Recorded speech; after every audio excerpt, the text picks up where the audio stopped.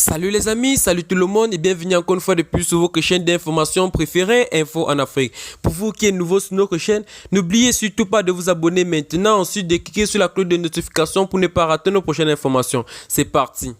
Et bien les amis, aujourd'hui nous allons faire un petit tour du côté du Mali, plus précisément du côté de Diandjoumé, dans un village tout près à 70 km de Bamako, où nous assistons à une terrible attaque terroriste qui fait état de 3 morts avec plusieurs blessés. Ça, c'est le bilan provisoire. Restons connectés sur notre chaîne pour en savoir plus sur la suite. Ça devient de gros sur le territoire malien car notre président Assimi Goïta, chef des armées, se fait toujours buter maintes fois qu'il veut faire de l'ordre dans son territoire. Restons connectés les amis, je dis, et abonnons-nous pour ne pas rater nos prochaines informations. C'est parti pour le générique. Bon visionnage.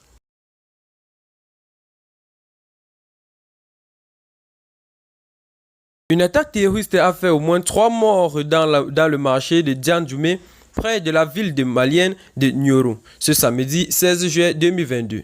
L'armée malienne résiste et veut rassurer les djihadistes toujours présents. D'après mes informations, le marché de Diandjoumé, situé à 35 km de la ville malienne de Nioro, a été attaqué ce 16 juillet par des présumés djihadistes, faisant au moins 3 morts victimes, a déclaré sur Twitter Serge Daniel, le correspondant de RFI à Bamako. L'attaque terroriste contre le marché de Diandjoumé est la deuxième attaque en 2 jours qui endeuille le Mali, autant pour moi.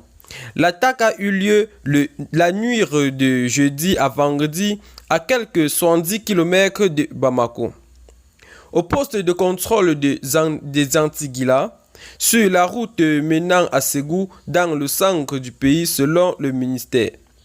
Elle a fait 6 morts, dont 3 civils, outre les 3 membres des forces de l'ordre et 2 blessés, a pointé Les Figaro.fr